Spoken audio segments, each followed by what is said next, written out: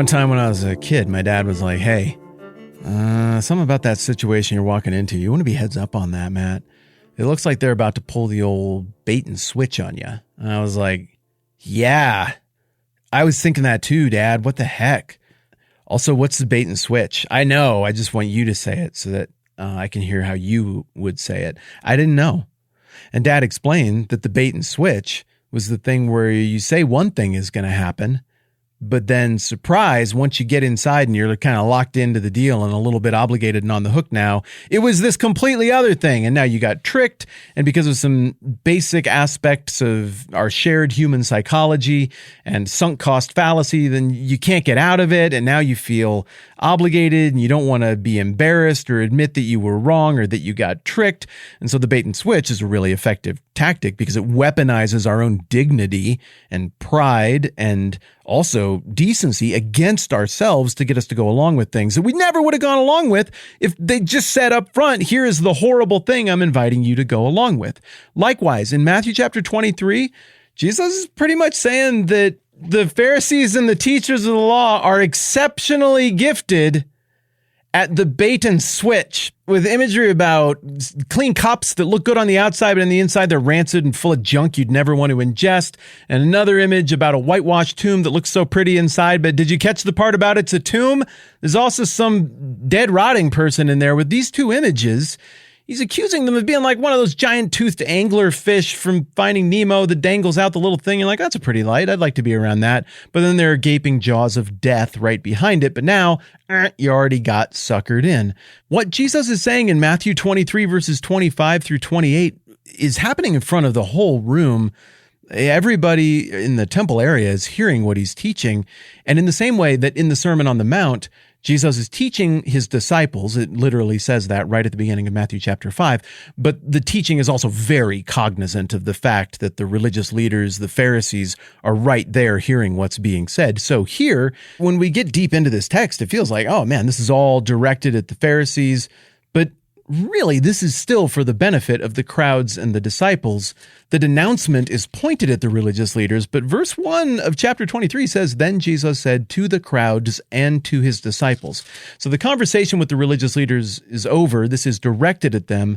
But if we bear in mind that this was meant to be consumed and internalized and processed by the audience at hand, then when Jesus says the kind of stuff he's saying here, what he's really saying is you guys got tricked. You guys got duped. You got trapped. You got suckered.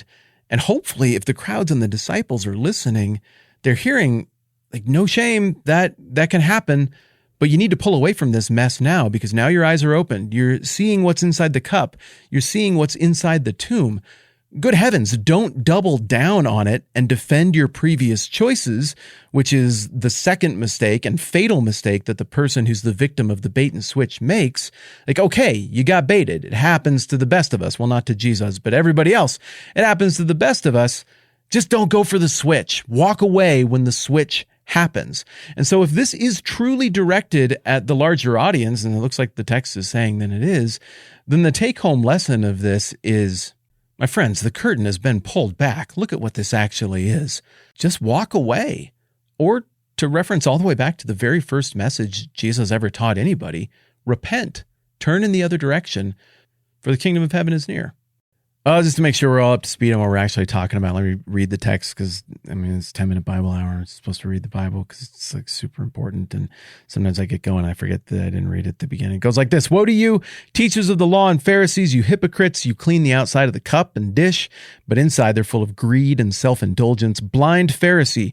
First clean the inside of the cup and dish, and then the outside will also be clean. Woe to you, teachers of the law and Pharisees, you hypocrites! You're like whitewashed tombs, which look beautiful on the outside, but on the inside are full of dead men's bones and everything unclean. In the same way, on the outside you appear to people as righteous, but on the inside you are full of hypocrisy and wickedness." Well, we already talked about one place where I think this is a payoff on earlier stuff Jesus said, and that is the business about repent, for the kingdom of heaven is at hand. You got fooled, you got tricked, you got baited. That happens. Repent, turn in the other direction while you still can. There are only gaping jaws of fangs and death if you keep going down this sunk cost fallacy road that you are headed down right now. And that message of repent, for the kingdom of heaven is at hand is clarified in chapter 16 when the Pharisees and Sadducees come and ask, like, jerks demanding the sign from heaven. And Jesus is like, nah, we're not going to do that. You know how to interpret the signs. And he intones they're wicked and adulterous and that they'll only get the sign of Jonah.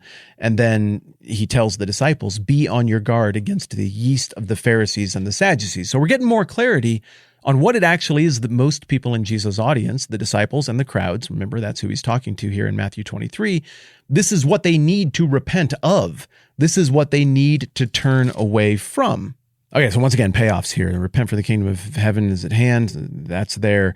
The Pharisees and the Sadducees are demonstrative of most of the things that you probably need to actually repent of. A third theme that pays off here is the hypocrisy versus purity of heart theme. Jesus pounds that in the Sermon on the Mount, talking about what it is to do the right thing externally, to seek approval from men, whether it be spiritual disciplines with how you pray or donate or fast, or whether it be on issues of obedience like not killing people or not committing adultery.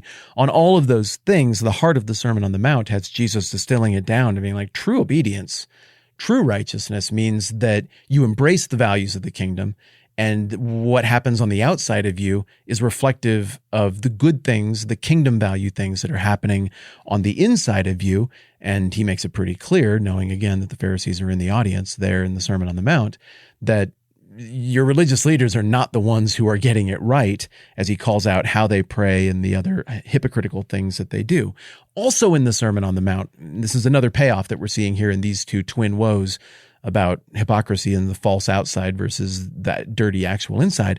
Another one of these payoffs is with the planks versus specks in Matthew 7 at the end of the Sermon on the Mount. The whole thing about worrying about stupid little things that are in somebody else's eye when you got these gigantic things in your own eye. It seems like that language from earlier in chapter 23 about straining out a gnat, but you guzzled a whole camel.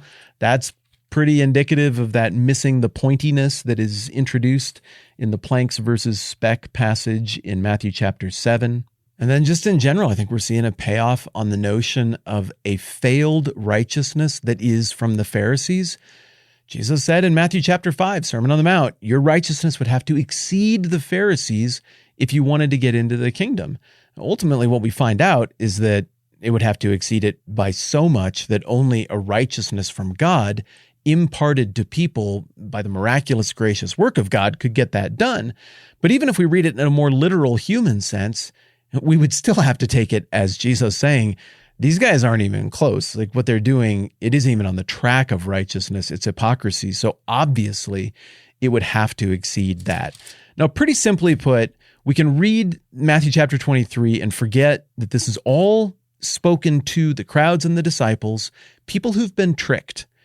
And people who are now on the threshold, they're on the verge of being destroyed because they got tricked. And they got the little spirals in their eyes and they can't walk away from it. They got Stockholm syndrome. They're so used to these abusers abusing them that it's scary to imagine doing things in some other way. And so they keep marching toward this inevitable destruction. And implicit in this whole Matthew 23 is, guys, your eyes are being opened. Listen to what I'm saying. These are blind guides. They are fooling you. They are tricking you. They are hurting you. They are driving a wedge between you and God by continuing down this path. Each step you take toward this weird version of religion is one step further away from what you say you're actually trying to achieve, which is closeness with your Maker. No, the quickest way to get to where you want to be is to turn around and walk back in the exact opposite direction. And so, yeah, this is a condemnation of the Pharisees and the religious leaders, but also this is a warning and an exhortation to the original audience, and at the risk of violating the "it's the Bible without the sermon" tagline promise that I have made to you, it feels like this kind of resonates across the ages, doesn't it?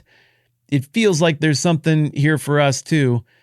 I mean, maybe it makes sense for us to be gracious to each other in this moment in history and acknowledge that the people we're angriest at are usually just people who got tricked in a different way than we got tricked. They got tricked into being mad at a different group of people than we got tricked into being mad about. They got tricked into a different kind of pride than we got tricked into. I think this passage is supposed to build some empathy for other people who got fooled, who got baited into something that is destructive. And I think there should be some degree of collegiality we come away with here where we're all like, dang, this really is a poisonous trap that looks good on the outside, but there's only death on the inside. We're all kind of victims of this thing, maybe a little bit even perpetrators of it. we should get out of here together, and we should encourage each other while we do so.